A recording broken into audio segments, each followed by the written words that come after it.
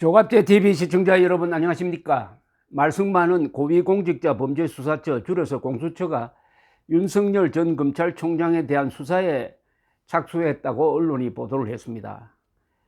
법조계에 따르면 공수처는 지난 4일 윤 전 총장을 직권남용 등의 혐의로 입건해서 수사 중이라고 합니다.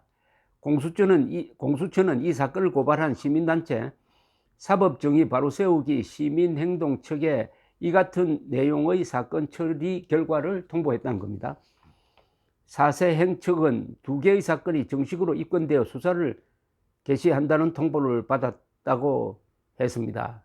2개의 사건이 뭐냐 하면은 2019년 서울중앙지검장으로 있을 때 옵티머스 펀드 사기 사건을 부실하게 수사하여 불기소 처분한 건과 올 3월 한명숙 전 국무총리의 뇌물수수 사건과 관련하여 모해 위증교사 의혹을 받는 검사들에 대한 수사와 기소를 방해했다는 겁니다.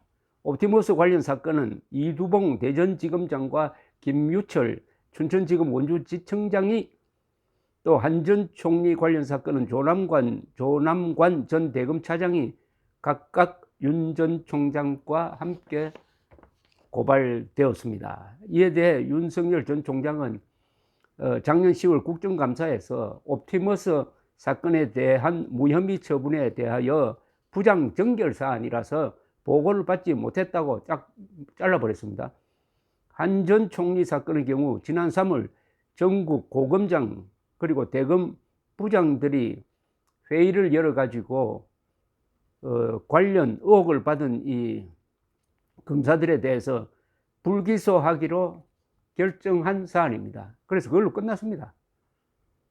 두 사건 다 윤 전 총장 입장에서는 방어하기가 매우 간단한 사안인데 이걸 가지고 수사를 한다고 하는데 주목할 것은 이제 선거철을 두고 금명간에 윤 전 총장이 국민의힘에 입당할 것이고 경선에 오를 것이고, 그리고 경선에서 지금 추세대로 가면은 대통령 후보로 결정될 가능성이 많은데 대통령 후보로 결정된 다음에도 계속 피의자로 불러서 조사를 해가지고 선거에 영향을 끼치려는 의도가 있는 것이 아니냐 하는 의심을 또 불러드리게 됐습니다.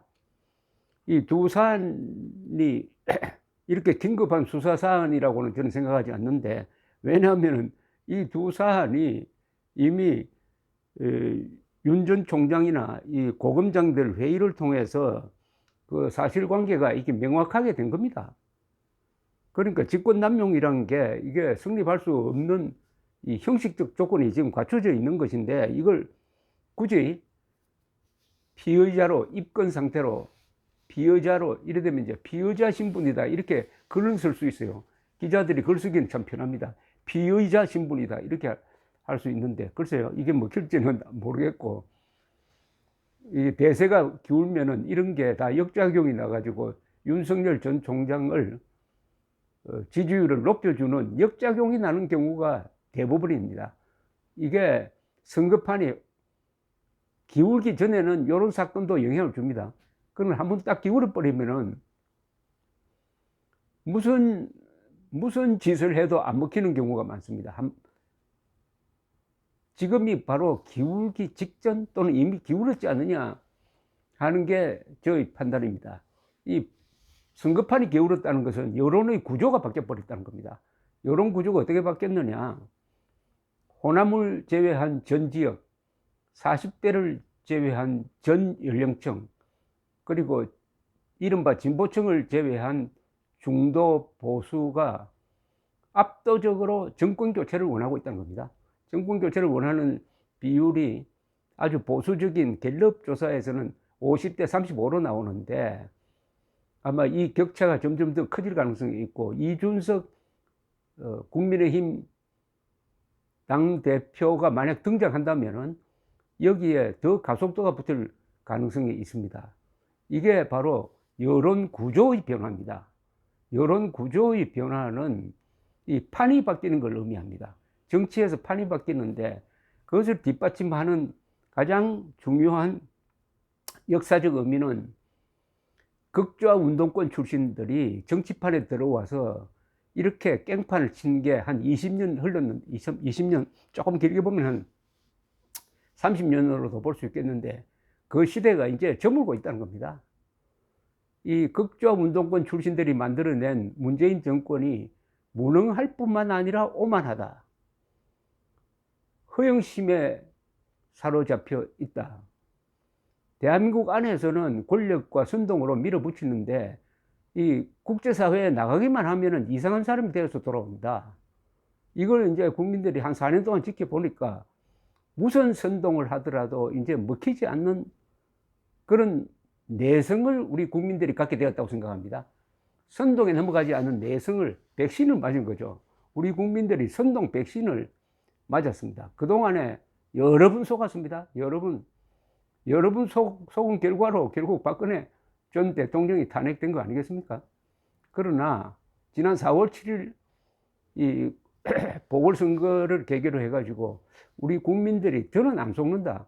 무슨 말을 하든지 무슨 수사를 하든지 일단 거짓말이라고 생각하자. 문재인 정권과 김정은 정권과 더불어민주당이라는 이 북한 노동당까지 포함해서 이들의 말은 무조건 믿지 않는다 라고 생각하는 사람들이 다수라고 저는 봅니다. 더구나 공수처는 이거 태생적으로 공수처가 무슨 수사를 해도 국민들은 믿지 않습니다. 그것은 정권을 위한 수사고 정권을 비호하기 위한 국가보유부 같은 KGB 같은 행동을 하는 헌법에도 근거가 없는 어떻게 보면 유령단체 같은 수사기관이 아니냐.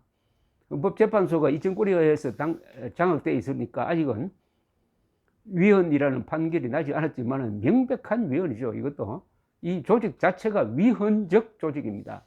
위헌적 조직이 그러다 보니까 수사 능력도 아주 부실을 하고 정권 말기에 과연 차기 대통령이 될 가능성이 가장 높은 사람을 상대로 고위공직자 범죄수사처가 무리한 수사를 할 수 있느냐?